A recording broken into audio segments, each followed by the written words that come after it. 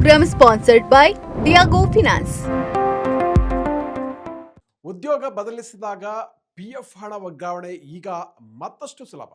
EPFO new system. ನಮಸ್ಕಾರ ವೀಕ್ಷಕರೇ, ನೀವು ನೋಡ್ತಾ ಇದ್ದೀರಾ ವಿಶ್ವವಾಣಿ ಮನಿ. ನಾನು ಕೇಶವ್ ಪ್ರಸಾದ್.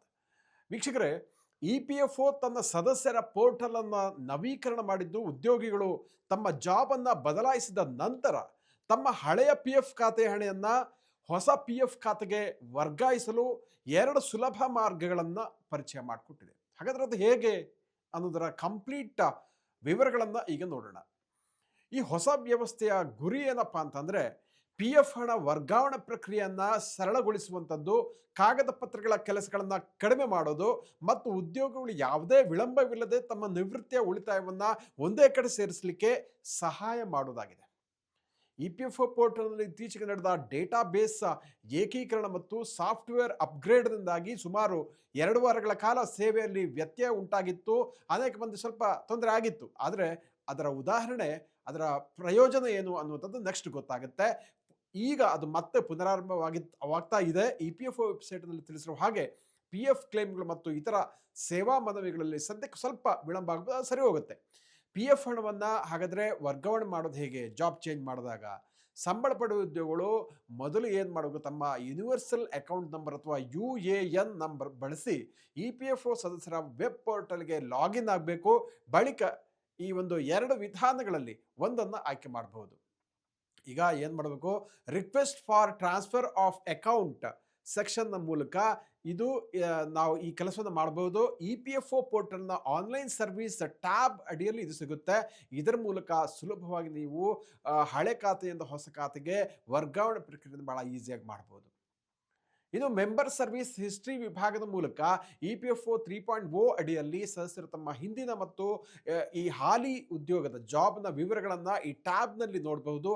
ಅಲ್ಲಿ ಬಾಕಿ ಇರುವ PF ವರ್ಗಾವಣೆಗಳ ಮನವಿಗಳ ಸ್ಥಿತಿಯನ್ನು ಪರಿಶೀಲನೆ ಮಾಡಬಹುದು. ಯಾವುದೇ ಮನವಿಗಳು ಇಲ್ಲದೆ ಹೋದರೆ ಕ್ಲೇಮ್ ಕ್ಲಿಕ್ ಮಾಡುವ ಮೂಲಕ ಫಾರ್ಮ್ 13 ಅನ್ನು ಭರ್ತಿ ಮಾಡಿ ಸರ್ವಿಸ್ ಟ್ರಾನ್ಸ್ಫರ್ ಕ್ಲೇಮ್ ಅನ್ನು ನೀವು ಸಲ್ಲಿಸಬೇಕಾಗುತ್ತೆ. ಅದಕ್ಕೆ ಲಾಗಿನ್ ಆಗಬೇಕಾಗುತ್ತೆ. ಸೊ ಒಂದು ವೇಳೆ ನಿಮ್ಮ UAN ನಿಮಗೆ ತಿಳಿದಿಲ್ಲ ಅಂತಂದರೆ ಅದನ್ನು ಕೂಡ ತಿಳ್ಕೊಬಹುದು. ನಿಮ್ಮ ಇತ್ತೀಚಿನ ಸ್ಯಾಲ್ರಿ ಸ್ಲಿಪ್ನಲ್ಲಿ ನೋಡ್ಬೋದು, ಅಥವಾ ನಿಮ್ಮ ಉದ್ಯೋಗದಾತರನ್ನು ಕೇಳಿ ತಿಳ್ಕೊಬಹುದು. ಇಲ್ಲ ಅಂದರೆ ಆನ್ಲೈನಲ್ಲಿ ಕೂಡ ಅದಕ್ಕೆ ಮಾಡಲಿಕ್ಕೆ ವ್ಯವಸ್ಥೆ ಇದೆ. ಆದರೆ ನಿಮ್ಮ ಮೊಬೈಲ್ ಅಲ್ಲಿ ರಿಜಿಸ್ಟ್ರೇಷನ್ ಆಗಿರಬೇಕು. ಅದರ ಮೂಲಕ OTP ಮೂಲಕ ನೀವು ತಿಳ್ಕೊಬಹುದು. ವರ್ಗಾವಣೆ ಪ್ರಕ್ರಿಯೆ, ನೀವು ಯಾವುದೇ ವಿಧಾನವನ್ನು ಆಯ್ಕೆ ಮಾಡಿದ್ರು ಕೂಡ ಆನ್ಲೈನ್ ಸರ್ವಿಸ್ ಟ್ರಾನ್ಸ್ಫರ್ ರಿಕ್ವೆಸ್ಟ್ ಪುಟಕ್ಕೆ ಮತ್ತೆ ಅಲ್ಲಿ ಹೋಗಬೇಕಾಗತ್ತೆ. ಈ ಒಂದು ಹಂತಗಳನ್ನು ನೀವು ಅನುಸರಿಸಬೇಕಾಗತ್ತೆ. ಏನು ಮಾಡಬೇಕಂದ್ರೆ, ನಿಮ್ಮ ಹಿಂದಿನ ಎಂಪ್ಲಾಯರ್ ಮೆಂಬರ್ ID ಮತ್ತು ಇತರ ಅಗತ್ಯ ವಿವರಗಳನ್ನು ಅಲ್ಲಿ ನಮೂದಿಸಬೇಕು. ಮತ್ತು ಗೆಟ್ ಡೀಟೇಲ್ಸ್ ಕ್ಲಿಕ್ ಮಾಡಿದಾಗ ಎಲ್ಲ ಡೀಟೇಲ್ ಬಂದ್ಬಿಡುತ್ತೆ. ನಿಮ್ಮ ಆಧಾರ್ ರೀಡೈರೆಕ್ಟ್ ಆಗುತ್ತೆ. ಲಿಂಕ್ ಮಾಡಲಾದ ಮೊಬೈಲ್ ಸಂಖ್ಯೆ ಬರೋ OTPನ ಎಂಟರ್ ಮಾಡಿ ನಿಮ್ಮ ಕ್ಲೇಮನ್ನು ಅಲ್ಲಿ ಸಲ್ಲಿಸ್ಬೋದು. ಪೋರ್ಟಲ್ನಲ್ಲಿ ನಿಮ್ಮ ಪ್ರಸ್ತುತ ಉದ್ಯೋಗದ ವಿವರಗಳನ್ನು ಕೂಡ ಪರಿಶೀಲನೆ ಮಾಡಿ ಅರ್ಜಿ ಸಲ್ಲಿಸಿದ ನಂತರ EPF ವರ್ಗಾವಣೆ ಪ್ರಕ್ರಿಯೆಯನ್ನು ಪೂರ್ಣಗೊಳಿಸಿದ ಹಣವನ್ನು ನಿಮ್ಮ ಪ್ರಸ್ತುತ EPF ಖಾತೆಗೆ ಟ್ರಾನ್ಸ್ಫರ್ ಮಾಡ್ತಾರೆ. ಅದನ್ನು ಕೂಡ ನೀವು ಪಾಸ್ಬುಕ್ಕಲ್ಲಿ ಚೆಕ್ ಮಾಡ್ಬೋದು. ಅದನ್ನು ಕೂಡ ಆನ್ಲೈನ್ ಚೆಕ್ ಮಾಡೋಕ್ಕಾಗತ್ತೆ. ಸೊ ಹಾಗಾದರೆ EPFOನ ಪ್ರಯೋಜನ ಏನು? EPFO ಸರ್ಕಾರದ ಬೆಂಬಲಿತ ಉಳಿತಾಯ ಯೋಜನೆಯಾಗಿದ್ದು ನಿವೃತ್ತಿಯ ನಂತರ ಉದ್ಯೋಗಿಗಳಿಗೆ ಆರ್ಥಿಕ ಭದ್ರತೆಯನ್ನು ಒದಗಿಸುತ್ತೆ.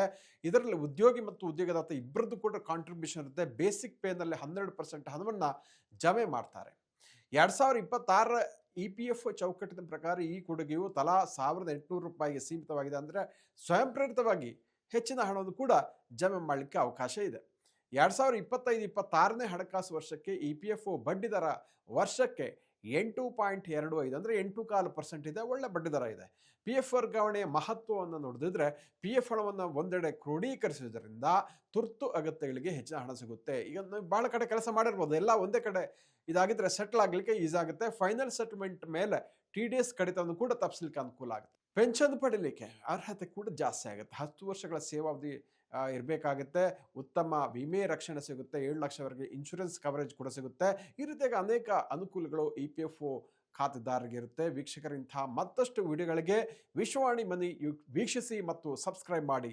ವಂದನೆಗಳು.